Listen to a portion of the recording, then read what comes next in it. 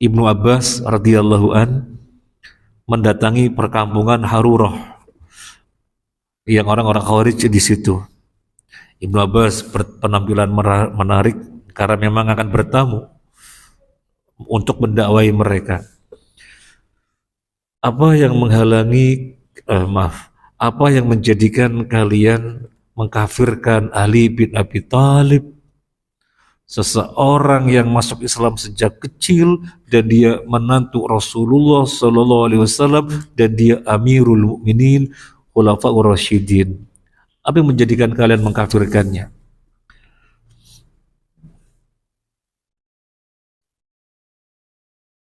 Kemudian orang-orang Khawarij menjawab ada 3 syubhat.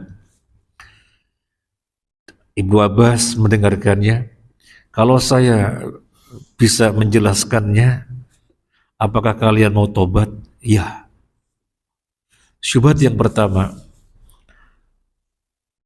orang-orang Khawarij memandang Ali bin Abi Thalib kafir karena menyerahkan suatu urusan Allah kepada manusia.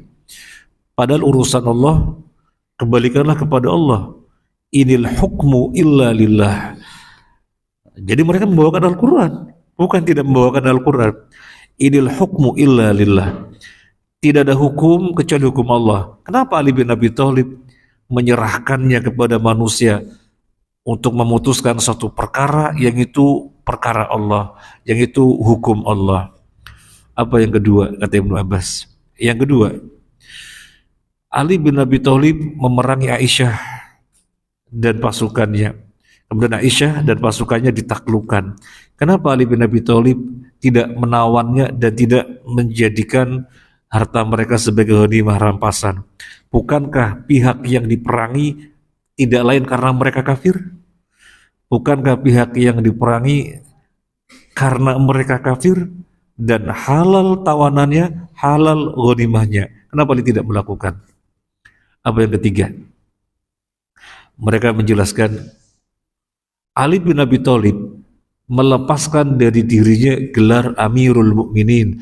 Kalau gelar Amirul Mukminin dilepas dari dirinya, maka dia berarti Amirul Kafirin. Kafirlah Ali bin Abi Thalib. Maka Ibnu Abbas menjawab, yang pertama, kalian mengatakan bahwasanya Ali menyerahkan hukum Allah kepada manusia, padahal hukum Allah harus diserahkan kepada Allah. Allah yang memutuskan, Allah satu-satunya zat yang menetapkan hukum. Kenapa diserahkan kepada manusia? Minta tolong Mas Andika dibaca surat An-Nisa 35 ya, yang keras. Ini jawaban Ali bin Abi, jawaban Ibnu Abbas. Ayatnya dibaca yang keras.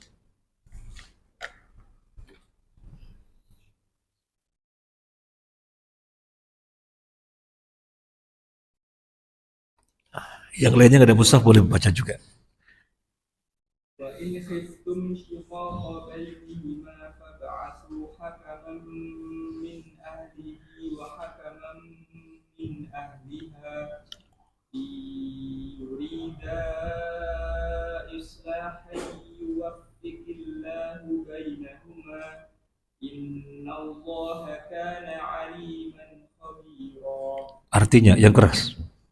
Dan jika kamu khawatir terjadi persengketaan antara keduanya, maka kirimlah seorang juru damai dari keluarga laki-laki dan seorang juru damai dari keluarga perempuan. Jika keduanya juru damai itu bermaksud mengadakan perbaikan, niscaya Allah memberi taufik kepada suami istri itu. Sungguh Allah Maha mengetahui, Maha teliti. Ibnu Abbas membacakan ayat ini. Ini ayat tentang perselisihan suami istri yang urusannya membesar. Maka Allah ngajari untuk mendamaikan keduanya biar tidak membesar. Akhirnya jalannya buntu begitu.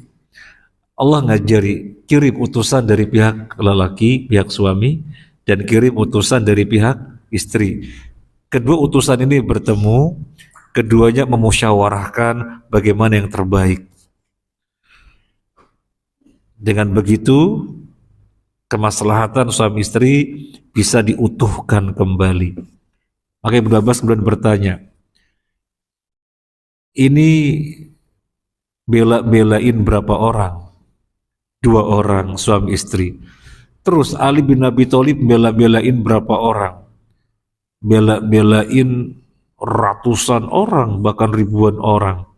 Karena itu kaum muslimin benar-benar terfitnah, sehingga peperangan tidak bisa dielakkan antara Ali bin Abi Thalib dan Muawiyah, dan berguguran dari dua pihak, kaum muslimin bersimbah darah. Satu pihak maju Allahu Akbar, pihak yang lainnya juga begitu maju Allahu Akbar, sama-sama takbir karena keduanya muslim. Berjatuhan, banyak yang jadi korban. Maka untuk bela-belain darah manusia biar tidak terus berjatuhan, Ali mengirim utusan, Muawiyah juga ngirim utusan.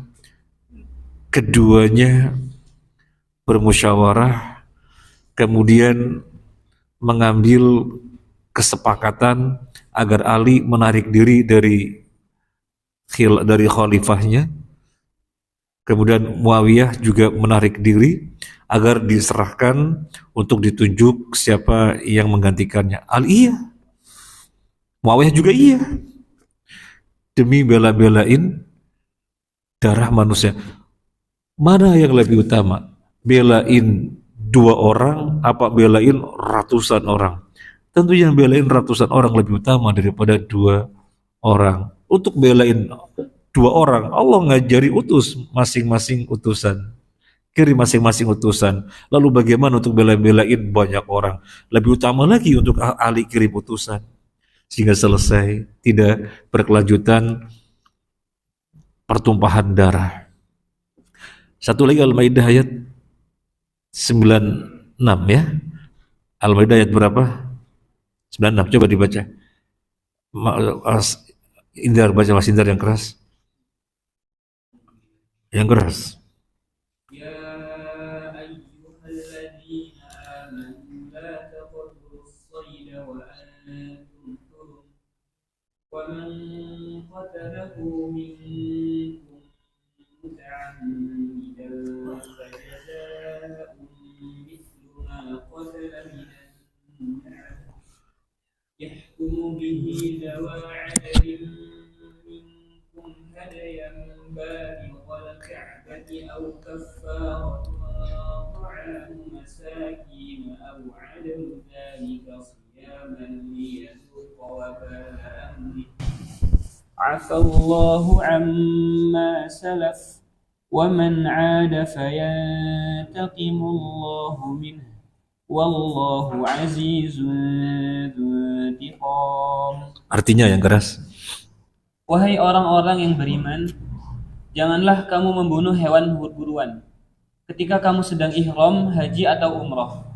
Barang siapa di antara kamu membunuhnya dengan sengaja, maka dendanya ialah mengganti dengan hewan ternak yang sepadan dengan buruan yang dibunuhnya. Menurut putusan 2 orang yang adil di antara kamu sebagai hadiu yang dibawa ke Ka'bah. Atau kafarat, membayar tebusan dengan memberi makan kepada orang-orang miskin. Atau berpuasa seimbang dengan makanan yang dikeluarkan itu, agar dia merasakan akibat buruk dari perbuatannya. Allah telah memaafkan apa yang telah lalu, dan barang siapa kembali mengerjakannya, niscaya Allah akan menyiksanya, dan Allah Maha Perkasa, memiliki kekuasaan untuk menyiksa.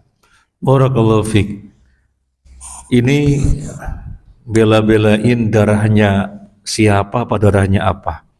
Bela-belain darahnya kelinci. Bela-belain darahnya kelinci, binatang buruan, rusa. Bahwa ketika haji atau umroh dilarang berburu. Kalau berburu ketika haji atau umroh maka pelanggaran. Pelanggarannya apa? Bayar denda. Dendanya bagaimana? Dendanya diputuskan oleh 2 hakim. Nanti hakim memutuskan apa yang diburu.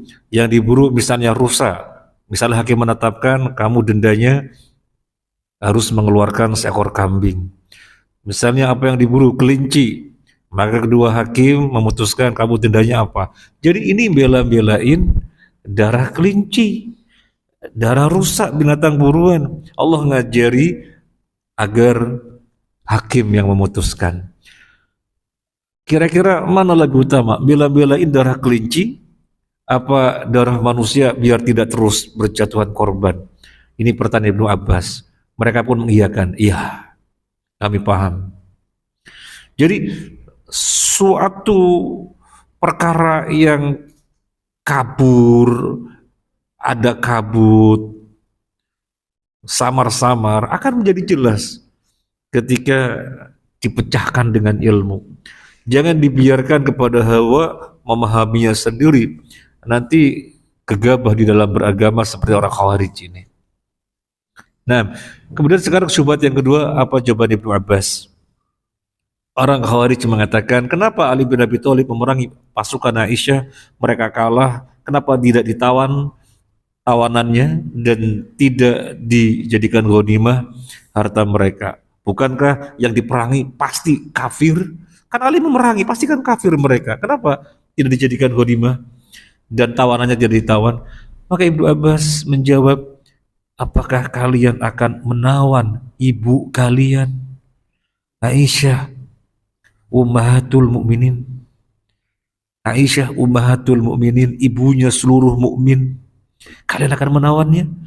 Kalian akan memandangnya halal sebagaimana tawanan-tawanan halal ketika sudah tertawan?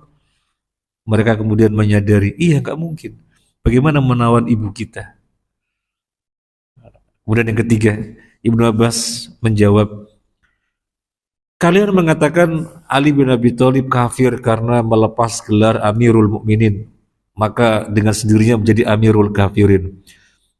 Kalau begitu, apakah kalian akan mengatakan Nabi SAW kafir? Nabi SAW di dalam perjanjian Hudaybiyah, beliau perintahkan kepada juru tulisnya Ali bin Abi Thalib, Ali tulis Bismillahirrahmanirrahim. Ini perjanjian antara Muhammad Rasulullah dengan orang-orang Quraisy. Maka orang-orang Quraisy menolak dua hal. Yang pertama, apa itu Ar-Rahman Ar-Rahim? Tulis saja Bismillah. Kami nggak kenal Ar-Rahman Ar-Rahim, kami nggak kenal. Tulis saja Bismillah. Maka Ali disuruh, Ali tulis Bismillah. Ar-Rahman Ar-Rahimnya hapus. Mereka nggak mau. Mereka kenal Ar-Rahman Ar-Rahim. Kenalnya Allah saja.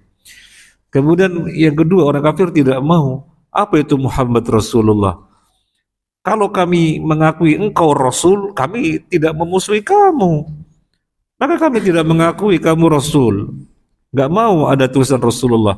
Akhirnya Nabi perintahkan kepada Ali tulis perjanjian antara Muhammad ibnu Abdillah, Rasulullahnya dihapus dengan pihak Quraisy.